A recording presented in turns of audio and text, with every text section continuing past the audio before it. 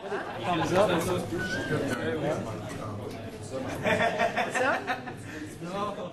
Ce que je vais faire. Ce que j'ai ici, premièrement, c'est des lipides, des gras, des huiles. Sur mon site, cette nuit, en fait, j'ai rapidement trouvé quelque chose sur les oméga 3. Je l'ai mis à la colonne de gauche, le premier item de la liste. Les oméga 3, on vous explique, entre autres, que c'est des acides gras et d'une certaine catégorie. Dans les huiles d'olive, c'est pas vraiment la source d'oméga 3. Des fois, on peut en ajouter. Ça dépend des marques que vous achetez. Là, moi, je n'ai pas vérifié spécialement. La Colavita, c'est une des huiles d'olive italiennes qui est très bonne. Mais sinon, vous avez des huiles d'olive Bertolli comme ça, ou des Pastènes. La Pastène est souvent un petit peu plus chère. Ça dépend. Ou la Bertolli, ça dépend encore là des batchs et d'épiceries où vous allez. C'est quoi la différence maintenant entre celles qui sont plus vertes et plus jaunes? Mais là, elle n'est pas tout à fait jaune. J'en avais une plus jaune que ça. C'est la qualité de l'huile. Les huiles de première pression qui sont plus brutes sont souvent plus vertes, ne sont pas raffinées. Les huiles d'olive que vous utilisez pour faire de la rôtisserie rapide dans le poêlon, là, au lieu de mettre de la margarine, parce que la margarine, ça cause des problèmes, c'est des gras, mais c'est des gras qui sont transformés, qui sont hydrogénés. Donc, c'est cancérigène. Ça a été prouvé. On ne veut pas avaler ce type de gras-là. Entre autres, les gras trans, ces affaires-là, ça cause aussi des problèmes. Fait qu'on a des margarines maintenant, comme la Bessel, qui est un amalgame de graisse végétale, bien mélangée, bien sélectionnée, là, bien préparée. Ça fait une margarine qui est quand même bonne, qui est bonne aussi au goût. Des fois, j'ai été surpris de certains types de margarine, c'est pas si pire. Mais je ne suis pas un consommateur de margarine. Moi, je suis plus huile d'olive et du beurre. Parce qu'on mélange les deux. Si vous voulez faire griller avec du beurre, pour ne pas brûler le beurre, parce que ça, c'est cancérigène, ou c'est potentiellement cancérigène, on met de l'huile. Mais on ne peut pas faire chauffer de l'huile verte très très haut en termes de régime de température, parce qu'on va brûler l'huile. On prend des huiles qui sont jaunes. On peut prendre de la Bertolli, il y en a de la jaune. Ça existe. C'est des huiles qui ont été raffinées. À ce moment-là, elles sont résistantes à la température. Si vous allez ensuite dans les huiles, je vais vous faire goûter, si vous voulez, des huiles de sésame, une huile japonaise que j'adore avec mes sushis. Quand je fais de la cuisine, quand je fais des nouilles, c'est jouissatif. Et, tout simplement jouissatif. Et ça, là, ça sent tellement bon, c'est écœurant, j'ai faim.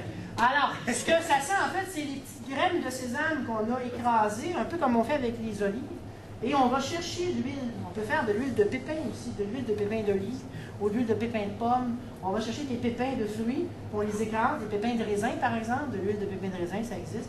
C'est plus concentré, c'est plus cher, parce que tu n'as pas nécessairement autant de petits grains de raisin que tu ramasses. Là, les gars ne sont pas en train de passer. Ouais, c'est là, le petit grain, le petit grain, le petit grain. Non, c'est pas ça. Parce que c'est séparé par gravité, tu sais. Fait qu'on récupère le maximum de grains avec la scrap, la rafle, tout ça, puis on filtre les grains. Mais une huile comme ça de petites graminées, de petites graines, en fait, de sésame, est très intéressante pour la santé. C'est très bon autant que l'huile d'olive, mais plus vous tombez vers des huiles comme les huiles de lin, par exemple, ne jamais chauffer. Parce que vous les détruisez, ils sont plus bonnes. Ils sont plus bonnes au sens qu'ils n'ont plus de valeur nutritive, ils n'ont plus rien. En fait, avant même de parler de cancérigènes, quoi que ce soit, ils sont même plus utiles. Tu perds ton temps. Fait que, les huiles de lin, vous pouvez écraser des petites graines de lin. Il y a des petits moulins maintenant qui se vendent spécialement pour les graines de lin parce que c'est bon pour le corps. C'est bon, justement, dans le cas des radicaux libres, là, on veut, c'est antioxydant et tout ça. Là, il y a eu le livre là, sorti sur les aliments contre le cancer. Donc, vous lirez ce livre-là. À ce sujet-là, on parle des graines de lin. C'est très, très bon pour la santé. Mais le sésame, c'est pas si pire. La cuisson, c'est pas si pire. Si vous faites de la grosse cuisson asiatique, comme moi je fais souvent à la maison, je prends les huiles d'arachide. Si quelqu'un est allergique, je ne vais pas prendre ça. Je m'arrange toujours. Je ne vais pas empoisonner le monde qui vient chez nous. Faites-vous-en pas. Les gens qui viennent chez nous sont toujours très bien reçus. Mais donc, la cuisine, super, 4 étoiles, pas de problème. Alors, avec ça, pas de problème, ça résiste à la chaleur. Puis c'est bien dans le cas de la cuisine asiatique parce qu'on travaille avec le wok, on travaille souvent avec des grosses températures si on est sur le feu. Donc, c'est une huile qui ne se détériore pas facilement. Le point de fumée, c'est-à-dire le point de carbonisation qui dégage la fumée, est très élevé. Les huiles d'olive ont des points de fumée qui sont un peu plus bas. Et là, on tombe dans les huiles plus fragiles, l'huile de lin et tout ça. L'huile de tournesol, c'est pas si pire. Mais l'huile de lin, oubliez ça. Froid. On se fait une vinaigrette avec ça, puis il n'y a pas de problème. On prend ça froid dans la salade. Ensuite, j'ai du vinaigre balsamique. Là, je vous en ai pris un super beau, là, Bertolli bouchonné, tout le kit. Là, rien trop beau, mes étudiants, évidemment. Alors, juste pour vous dire, là, ça tourne autour de près 70$, ici. Mais ça me sert pour les autres périodes. C'est pas si c'est rentable. Donc, quand vous magasinez des produits comme ça, les vinaigres balsamiques peuvent vous coûter facilement une dizaine de dollars la bouteille. Là, il y en a 500 ml, ça dépend du volume, ça se vend surtout en 500 ml. Les vrais balsamiques qu'on dit 25 ans vieillis, 25 ans en barrique, c'est la moitié à peu près de cette bouteille-là. Ça coûte au moins 100 à 150 dollars la bouteille. Des bons. Tu t'en payes une fois dans ta vie. Après ça, t'es vide. Okay? Ou t'es vide, le portefeuille est vide.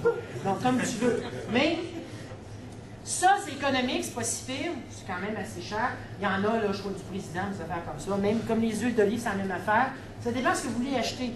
1 litre d'huile d'olive, là, ça peut facilement coûter quand même, bon, 11$, 12$. J'ai la facture avec moi, je pourrais vous le montrer. C'est quand même, c'est pas toujours donné.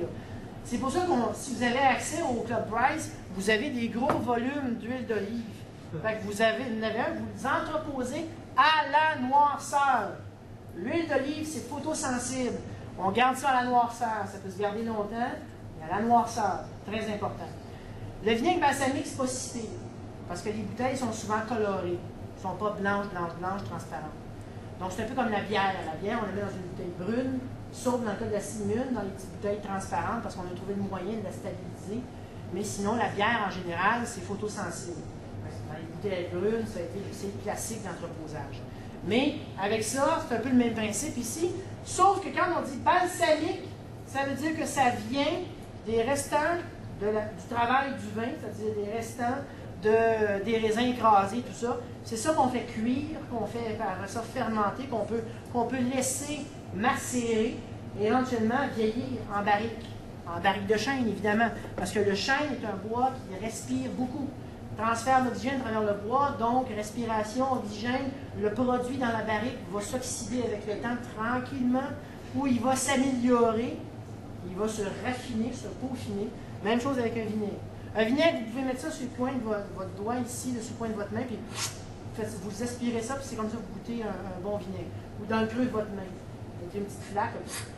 Et moi, j'ai des verres ici. Vous pourrez en mettre un petit fond, si vous voulez, dans un petit verre. J'ai des petits verres, on appelle des petits Dexicop qu'on met souvent dans des salles de bain. Là. Ils sont neufs, inquiétez-vous pas.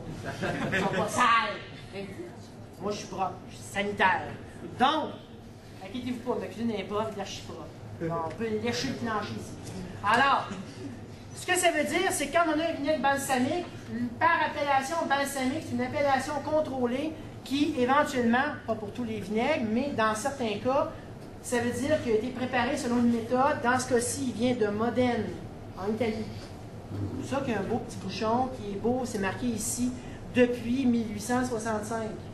La recette n'a pas changé.